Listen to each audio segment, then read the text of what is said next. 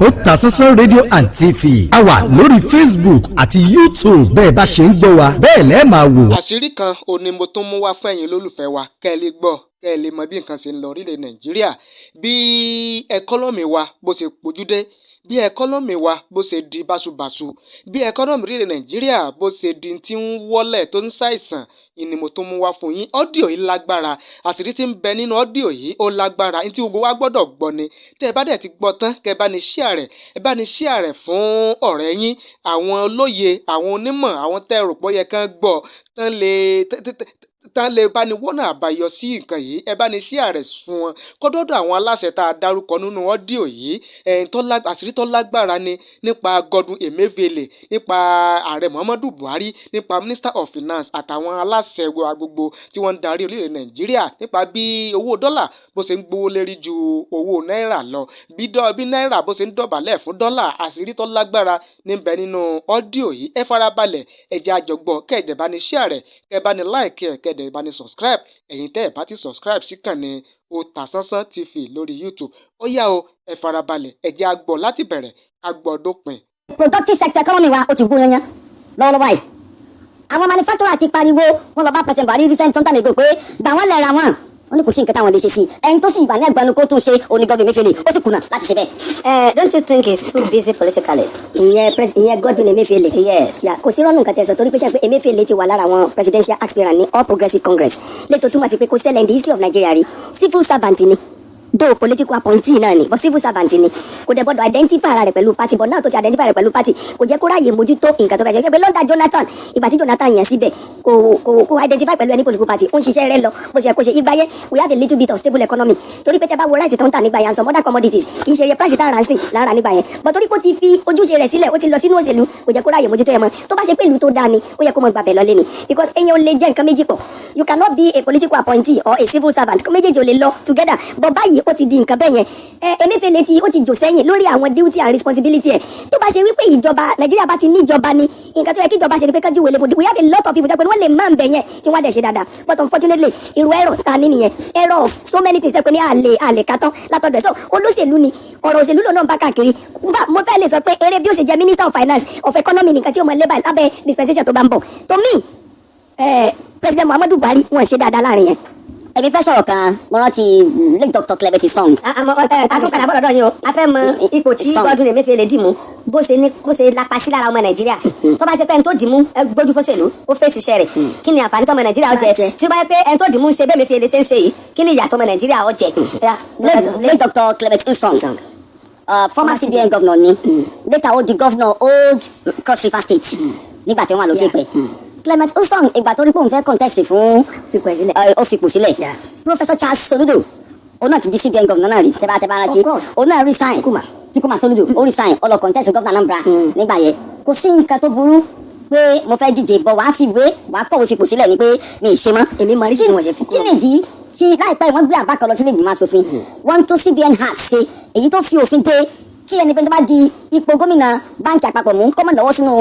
òṣèlú náà profession yẹn wọ́n fẹ́ kí òfin yẹn kó le sí because for president candidate kan ADP ni former deputy CBN governor ni òun náà ó ń pariwo síta pé ìsọwọ́jòkó ìfarakínra Emefiele pẹ̀lú àwọn olóṣèlú ó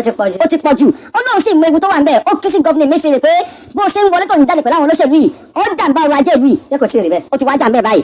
ok wọn á fẹ́ ká àtàkójú bí o ṣé ẹ wo pé concentration Emefiele ó high lẹ́ka ètò òṣèlú ju ọrọ̀ ajé lọ kẹta fún wọn lọ ó ti wá jẹ́ kí wọ́n lose focus nípa ti ètò ọrọ̀ ajé because mo rántí báyìí pé wọ́n sì tún lágídí pé àwọn gbà wọn yẹn lọ kóòtù wọ́n lọ kóòtù so in the process fún àlọ́ kóòtù àṣẹ kankan yẹn báwọn tó sì jẹ́ ẹgbẹ́ wọn expert economic expert di tiwọn lágbàáyé tí wọ́n mójútó bí ọrọ̀ ajé wọn ò ṣe ní ṣubú ṣé àmọ́ pé àwọn gẹ́gẹ́ báyìí ṣe ń lulẹ̀ lọ́rọ̀ ajé wa náà ń lulẹ̀ at the same time effect negligence of duty. bẹ́ẹ̀ni on the part of Emefiele. olóòtú wa hàn lórí ọrọ̀ ajé wa báyìí lórí economy wa báyìí now the question is now nígbà tí negligence tiwọn àìlèṣe àlèmójútó bí àwọn gbẹrẹ mú national assignment tó máa affect gbogbo ọmọ ilẹ̀ yìí àwọn tó náà wà Nàìjíríà àtàwọn tó wà lókè òkú tó sí Nàìjíríà ìfọwọ́dẹgbẹrẹ mú yẹn tó wá tó padà sórí àwa masses táǹkì gbé pé wọ́n mọ̀ ṣe bẹ́ẹ̀ tó sì jẹ́ pé àwọn tí wọ́n ṣe gẹ́gẹ́gẹ́gẹ́ ní tó dára gẹ́gẹ́ àwọn ọmọdé yìí nǹkan báyìí ní ìsìnkú àti bàbá jẹ èso àjàrà náà bẹ́ẹ̀ni effect yóò lè lápá lára wọn kò lè fìyà jẹ wọn tó bí ó ṣe fìyà jẹ ordinary Nàìjíríà bẹ́ẹ̀ ti máa ń pè wá ló ṣe fìyà jẹ farmers ló ṣe fìyà jẹ mẹ̀kúnnù ló ṣe fìyà jẹ àwọn ìyá wa tí wọ́n ń tarú tata ló ṣe fìyà jẹ àwọn ọmọ tó wà ní tó lọ sí yunifásitì àwọn máa ń sùn ló ṣe fìyà jẹ àwa tá a dá lè ṣe kéékèèké sílẹ̀. bẹ́ẹ̀ni ẹjẹ n ti wo. tó àwọn àfọwọ́lẹ́rẹ́ tí wọ́n ṣe wá mọ̀ ṣe náà because àdọ́là táwọn àwọn ọ̀nà dọ́là mọ́ wọ́n ṣiṣẹ́ Nàìjíríà wọ́n fi dọ́là àwọn ọ̀nà náírà mọ́ wọ́n ṣiṣẹ́ Nàìjíríà wọ́n fi dọ́là gba sálárì. ẹ̀dẹ̀ ní ayé dọ́là náírà wà òtítà ẹ̀ ṣiṣẹ́ Nàìjíríà ẹ̀ fi owó Nàìjíríà gba sálárì. negotiation wọn tó bá sọ pé 50M wọn ò reverse náírà tó bá sọ pé 100M wọn ò reverse náírà títà dọ́là or pound sterling or euro kí la ṣe tá la ṣe níbo la ti kẹ́tẹ̀ rọ́ǹkì. àwọn táwọn sípò agbára ni sípò òṣèlú ni. òfin kan wà nínú CBN Act tí mo ti fẹ́ pàkíyèsí wá sí. ó sọ pé tí CBN bá fẹ́ yá federal government lówó torí federal government bá CBN pé yá mi lówó kò gbọ́dọ̀ yá kọjá sí 6.2% total revenue. Emefiele kan ti owó ìlú síta sọ́wọ́ federal government ti sanwó yẹn padà ti náà one. sẹ́rí àánú ṣe mi ta bára wa àkọ́kọ́ ni pé ajẹ́ ẹlẹ́ni lẹ́yìn ó pọ̀ bọ́ kọ́ má pọ̀ bọ́ nígbà bá dàrú kọ́ má pọ̀ bọ́ ẹ mọ̀ pé ajẹ́ ẹlẹ́ni lẹ́yìn ló fi ń pọ̀ bọ́. bẹ́ẹ̀ni ok ọba tó tún pa gan ọba alájàngbìlà. sẹ́rí kọ́mrẹ́dẹ̀ jíde náà lọ́ba alájàngbìlà kọ́mrẹ́dẹ̀ jíde náà ọba tó sọ́bà. ó rí fàṣẹ kìíní kan níjó ni ọ̀rọ̀ yẹn ni mo kàn ra fẹ́ ra mú sọ ọ̀rọ̀ tó sọ pé wà nínú Punch newspaper nípa bí wọ́n ṣe wáyà owó táwọn ISWAP the Taliban bí wọ́n ṣe wáyà owó through Nigeria lọ sínú àkáǹtì wọn tó ṣe pé kò dẹ̀ sí irú ẹ̀ṣẹ̀ wáyà owó bẹ̀ tí CBN tàbí federal government onímọ̀ nǹkan tí mo rí ni pé 80 billion naira. tí mo rí ni pé the present government ta ní lọ́wọ́lọ́wọ́ báyìí wọ́n wà anti Nigeria